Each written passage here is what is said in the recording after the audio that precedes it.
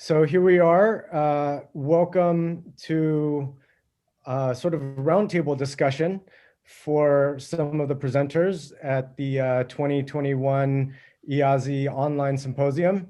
Uh, I'm really excited for this event and to kind of hear the shares that these great teachers and practitioners will have with us.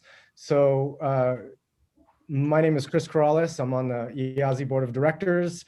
And I'm kind of giving this over to Cure to introduce herself first or theirself first go ahead and take it away, Cure. Well, thanks. So yes, I teach for ATSI sometimes. I've been doing neurovascular work and teaching that for probably about 7 years. And when COVID hit, I started working with just a couple colleagues online and teaching how to work with neck things from a neurovascular perspective. And it grew into an online like series, like a little mini series that I've been teaching for a year. But we were just talking before we were rolling the camera, and Ben was mentioning something about working with how it's like to work with clients in real life in a room. And it's the interesting thing is that the things that I've been doing through Zoom have translated into my office, so that I've been working the same techniques that I've been having clients do on themselves. I've been teaching them to do that in office. It's been really fascinating. It's changed the way I practice with people. And that's a little bit about what I'm going to bring to the symposium is some of that element in terms of working with rib cage. That's awesome. So kind of both an online and in-person benefit. Yeah. Cool. Yeah. Alyssa, what are you doing? Hi, thanks, Kier. My name is Alyssa Dotson, and I'm calling in from New York, where we've been hit pretty hard, as you know. And so I've chosen not to go back to work yet due to personal reasons. So I've just been working online, and I haven't been doing client work online, but I was in the middle of a series of courses that I was teaching when COVID hit New York in March. So I regrouped with my students. We had to stop our class in the middle of it so everyone could get home safely. So that was an upheaval. And then we started doing online 45-minute study sessions together to keep our momentum going with that particular class, which seemed to teach me how to teach online. And we have continued that class. And what I've been teaching is the work of Liz Gagini. And what I'll be bringing to the symposium is her foundational idea of what natural alignment is and how we all have a very specific way of aligning with gravity based on certain bone structures and curvatures, front to back in the spine, and how as practitioners, or at least my experience with it, I'll just talk about mine, it's given me a clearer way to see my clients instead of imposing an idea of alignment. And I've had a really wonderful time teaching that to them. And then they take this tool away where they're not trying to be something that they're supposed to be. But it's one tool that I've found that helps the client understand what their alignment is or orientation is, and helps bring more ease to their movement. And I've personally had quite a lot of interesting engagements with people that way, and I've been enjoying teaching that through her series of works. So I'll be exploring that and bringing in a discussion with that in the symposium. It's nice. So yeah. Nice. I love it. I love how this kind of connection, things that we're doing online continue to translate in person, and we have confidence in that. That's awesome, because I feel like, as a practitioner, it's like, wow, been doing hands-on work, in-person work for so long, and like, how is this going to, can I pivot? Can people benefit?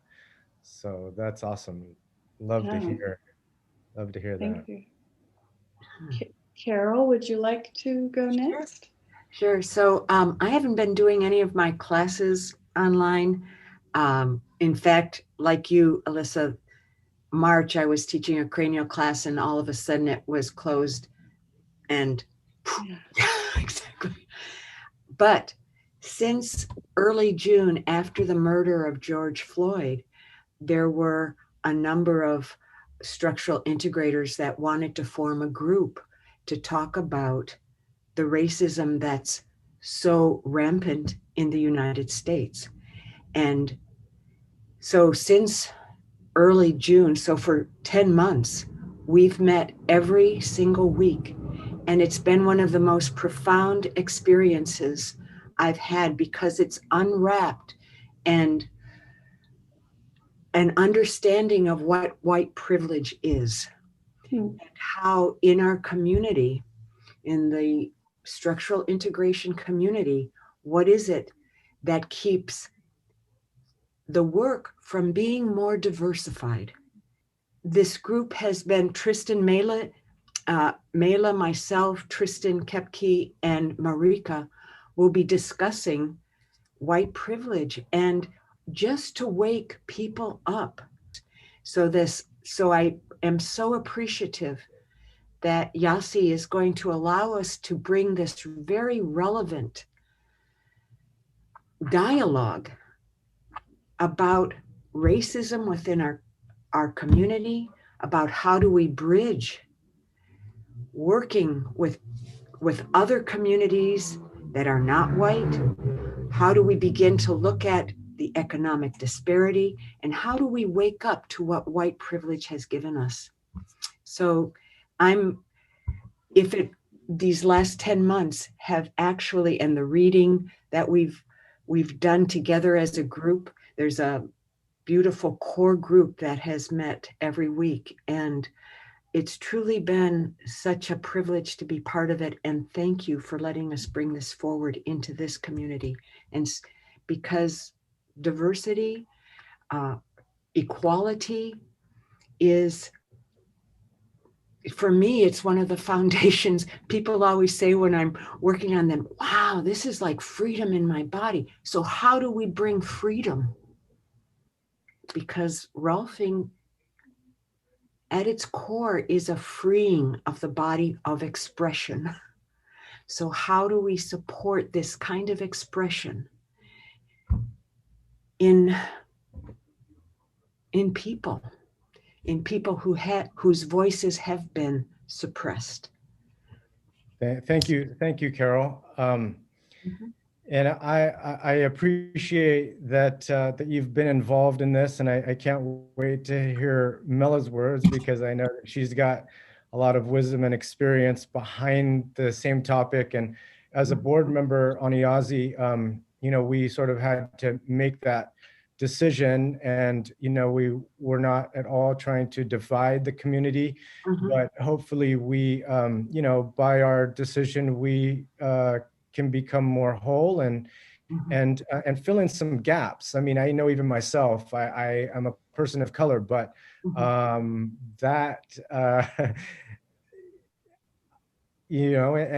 so even in my own community, we struggle with the same things.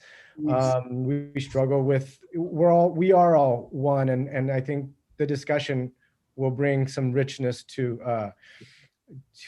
our work and the world. So yeah, with that, maybe just a couple minutes, Mela, please. That would be awesome. So I'm Mela Berger. I've been a dancer since I was 3, and I started studying Rolfing in 1974 when I was 19. You do the math. I work internationally. I've worked in London. I've worked all over the United States. And most recently, for the past few years, I've been working in New York, in Brooklyn, and Manhattan, mainly in Bedford-Stuyvesant. My clientele is primarily Black. And it's interesting coming back here first to talk about what I'm doing on Zoom is to continue the work that I was doing in person. I've been teaching classes every day on Zoom for 90 minutes, not just for joint mobility, but to loosen fascia. So we do some long poses. I teach SI movement series. And it's great for me because I have my clients from all over the place checking in for Zoom. So I have some of my New Yorkers. I live in Barbados, and the population here is 98% Black. So my community is Black here. And just even comparing my experience of working with my Black clients and people of color versus the white clients. It's an interesting contrast, and there is a difference. I think it's because of what my Black clients are carrying in their bodies. Also in the discussion, Marika and I are looking at what our experience has been of being the only Black person or person of color in the room for my psychology classes, for my bodywork classes, and how that affects receiving a treatment, and the fact that we don't really have a choice. I have to go to a white roffler because I don't know how many they are. I was curious today, how many Black rofflers are there? Because we can't say just color. A lot of the people who are of color don't consider themselves to be of color. So I'm just curious, how many rofflers of color are there? And how can we bring more to the table? What can we do? What proactive steps can we take? That's what the conversation is about. I must say I'm really enjoying teaching online with my bodywork students. We've been doing a lot of anatomy. We can't touch, but we're getting our anatomy clarification. And I stopped for a while and they're asking me to come back. And anatomy isn't always the most fun subject, but we have made it fun online. And again, I have students from all over, Trinidad, New York, Chicago, California. It's great to exchange that way, which isn't possible in person because people don't always have the funds, the resources to travel. So that's what I'm doing. Do you find people being interested in online right now? Do you find there being a benefit working with people online that wasn't there before when it was just mostly in person?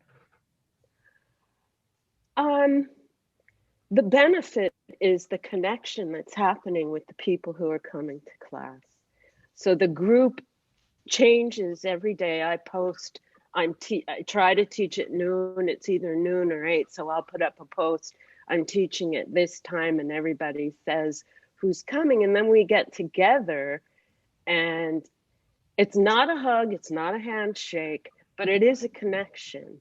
Mm-hmm. And I started teaching, I came back to Barbados March 10th. I just escaped the explosion of COVID in New York. And by the 26th, I was going crazy. So I started this class. And I have people 80 years old. I have people 20 years old. Wow. And the community that has formed is valuable. And we do movement to stretch fascia, to build core strength, to change posture. And then we have a sound bath at the end so that we can just breathe together. So I feel really good about it. We went 9 months straight doing every single day. Wow. Thank you. Mhm. Paula, can we hear from you and your experience online, or whatever you want to share with us?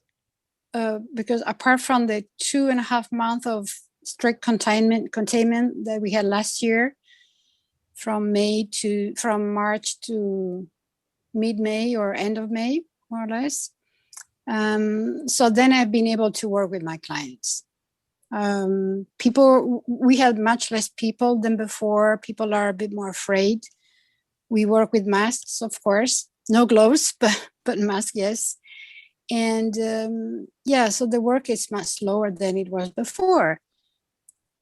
But during the 2.5 months, I really spent a lot of time taking classes myself on Qigong online. So just studying and learning and practicing on my own, on myself.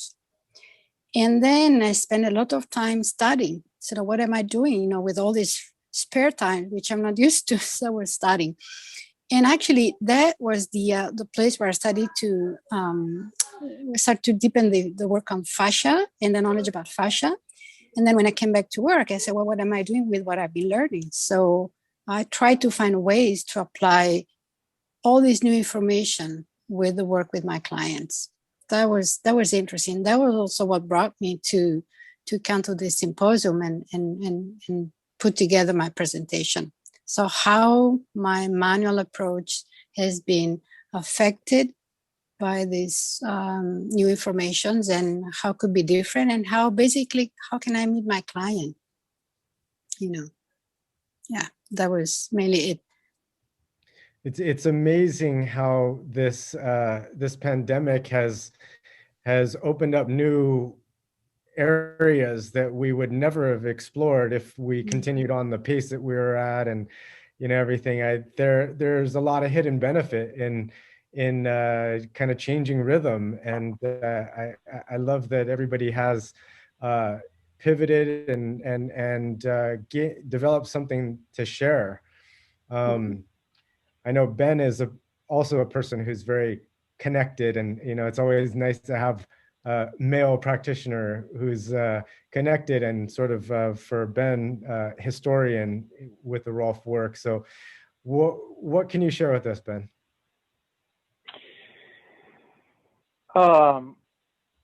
The great pause of 2020, before that time, I was so busy in my office that I didn't have time for much of anything. And when I did have to close up my practice, I once again got to delve back into the archives and pull out my old forge and actually start to forge some garden tools and get back into my blacksmithing roots. But the upside of that was really starting to compile a lot of the research that I've done on Dr. Rolf's method over the last decade. And one of the things that she said in 1976 has always really stuck with me. She said, "The day is very near when we cannot possibly any longer try to teach this in terms of 6 weeks, 24 days of sessions.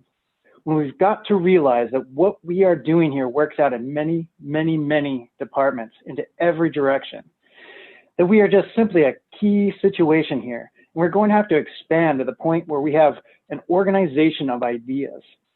If I was to set up a training program for Rolf practitioners, I would demand a year of dedication to start with. This has got to be, but believe me, you wouldn't be sitting in the room right now if I demanded that."